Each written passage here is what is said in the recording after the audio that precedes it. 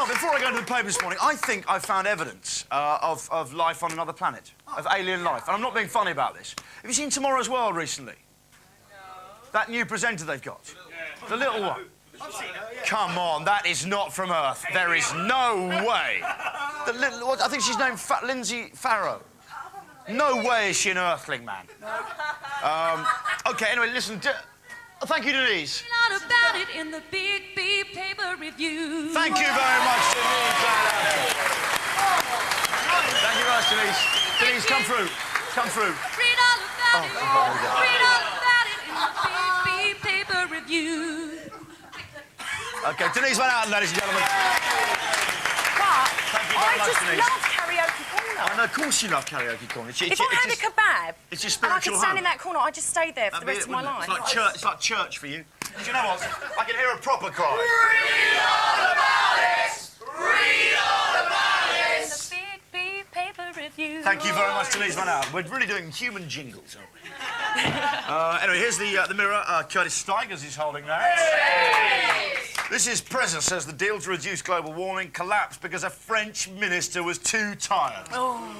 I don't know why we've placed the future of Earth in the hands of Preza, but it seems he's been scuppered by the French, ladies and gentlemen. Oh dear. Apparently she just couldn't stand listening to Preza just talk any longer. Because what we did say with emissions was what we previously hadn't stated in the bit of paper they sent round with the amendment that we didn't even know about, which reiterated the original point in the amendment I laid out in the committee talking room. Stop! OK, anyway, let's go to Beck's. Body is shrine to my family. What, he's had another tattoo? Yeah, David Beckham shows off his latest tat. It says Victoria in Hindi. He says, this is what I do when I'm bored. New tattoos, new cars, new watches. If there's any people watching this morning who speak Hindi, please call us in just in case there's a glaring typo error, because I'd love it if it did say Balti. 0208 985 all the ones, 0208 985 2s. I'd love that if it did, but I'm sure it does. I gather it does spell out phonetically Victoria. In Hindi, but I don't know. Have a good look. Give him a good shot in case any He's got loads of tattoos Hindi-speaking now, viewers can have a good look at that. Maybe orientate it so it's the right way up, please, Wagman. Thanks. So he's he can got really that large one there, one on his back. He's got the one on his back. Yeah, Has he got the big sort of... He's got the big one there as well, yeah. There'll be nothing left. There'll be nothing left. But has he got mum on his knuckles? It'd be great if he became a 100%er. Seriously, Beck, just stop there. Whole body. His whole, let's do those blue legs. OK, let's go to the Sun. Please don't cheat her on Zeta. Page 3 lover begs sex addict Michael.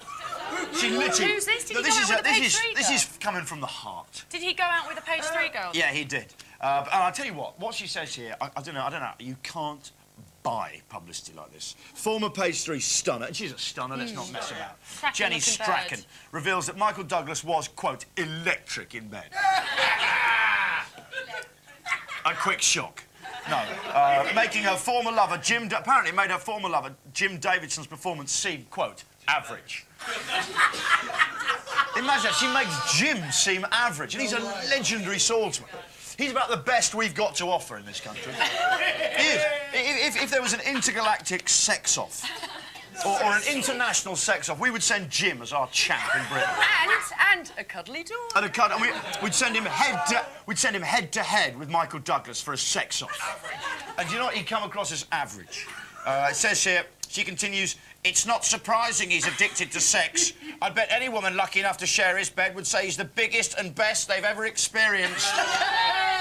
You cannot buy publicity like that.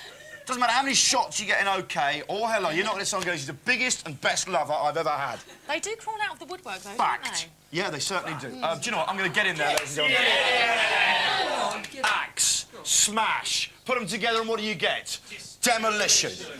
OK, that's what's one of Stan's lesser-known punchlines. Is that a ruggers thing? It's a rugger thing. No, and then they just act. There's his two speak. Axe and smash. Thank you, Stan. We're over here now. OK, Nemo, the brainy... I'm not saying it's a quiet news day. Nemo, the brainy parrot, is a talented bird. Hey.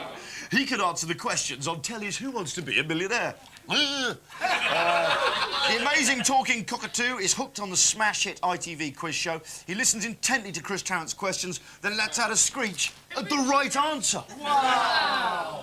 And he doesn't even need to phone a feathered friend. Owner Sue Dixon said he really is a clever boy. We thought it was just coincidence, but he does seem to get the questions right. Sales executive Sue of Wolverhampton said her pet also has a huge vocabulary with phrases like, give us a kiss, give us a kiss, give us a kiss, and people's names. Do you know, it'd be really good, actually, if she actually got on Who Wants to Be a Millionaire and she phoned a friend. She says, I'll call Nemo. Nemo, it's Chris Tarrant here from Who Wants to Be a Millionaire. Can you hear me? Give us a kiss! Give us a kiss! Nemo, I've got the question in front of me. He just goes, pretty boy, pretty boy, pretty boy. Or even if they just got the parrot there, opposite Tarrant on Who Wants to Be a Millionaire. Yes. Just going, is that your final answer? And the parrot just going...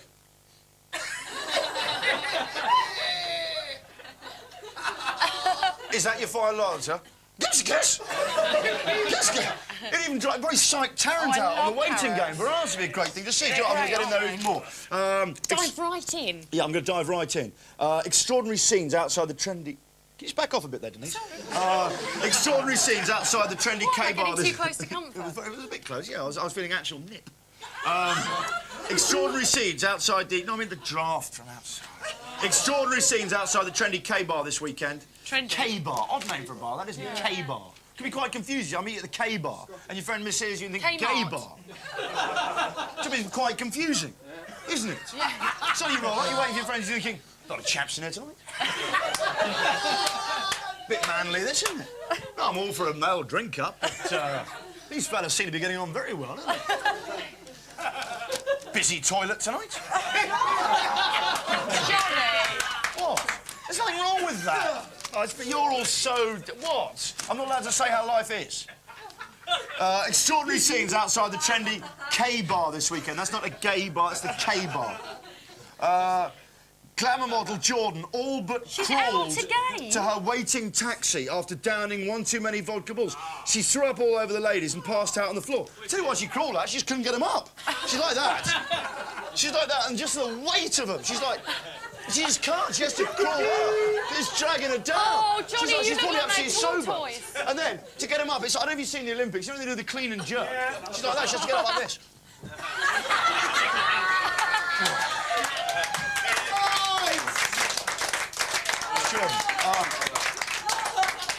The BBC... She loves to party, doesn't She loves to party, yes. The BBC has spent millions to secure the blockbuster film Titanic for its Christmas schedule. And that's going to be great, because millions of people haven't seen that, yeah, have they? Let me tell you, if you want to see Titanic, it's out there. It's been at cinemas, it's on video, it's on DVD, it's been on Sky for about 9 years. You know, people go, oh, really lovely, I can watch Titanic. Something that has been denied to me for so long. Well done, BBC. What a coup that is. But anyway, it says the BBC has spent millions to secure the blockbuster film Titanic for its Christmas schedule. Titanic is likely to be screened on Christmas Day, regarded as a crucial time in the battle between BBC One and ITV. But, that's in The Guardian, but in The Sun, Kate Winslet's boobs aside, how insensitive of the BBC to schedule Titanic for Christmas Day. Do they think flood victims will appreciate yet more depressing reminders of the devastating effects of water? And what a good point that is. Mrs. H. Fletcher from Devon. Do you know what? There's a thing here which is a topless version of the Mona Lisa. I'm allowed to show you because it's fine art. Here we go. There she is, topless photo of the Mona Lisa, done by one of Leonardo da Vinci's students. Do you know what? I've got a unique art theory about La Gioconda, or the Mona Lisa. Look at that arm. See how manly that arm is?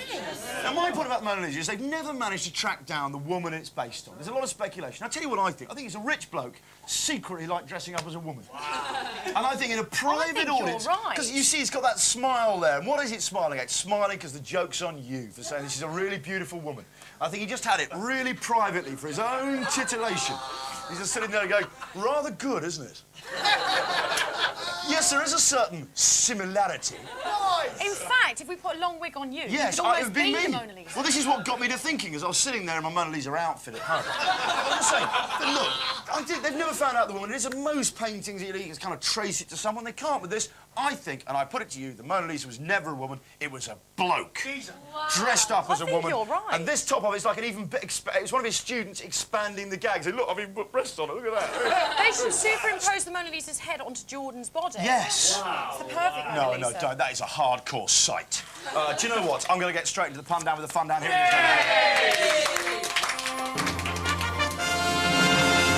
What else? Oh, do you know buskers now are going to have to choose by tube station what music is played? Really? Like in Covent Garden now, you can only have like opera and nice music for buskers. So you'd have Waterloo. Yeah. Well, maybe. Or no, but they're saying that in Nottingham and Brixton they're going to have like reggae. Oh, really? Yeah, because it's like that, and so only buskers. It's just ridiculous. Isn't that ridiculous? You want to buy a ticket, they go, where do you want to go? They go, what sort of music do you like? You go, well, I like a bit of garage. You want to go Northern Line there, mate, because that takes you right through Camden, it's more garage. I think it's disgusting. I'd be in the country and western section. What happens if you're a fan of a bloke with a can of special brew and a mouth organ, he just goes, do-do-do-do-do, oi! Oi! Where does he go? Bo. Right. Do you know what? It's the pun down with the fun down, ladies and gentlemen. Here we go. Children dump an 8-foot syringe at Downing Street. I don't know what that was for. I was going to make some off-colour gag about, yeah, whatever, but I won't. Children dump an 8-foot syringe at Downing Street to protest about drug abuse in their area. Pun says. Get the point? That's good. That's good.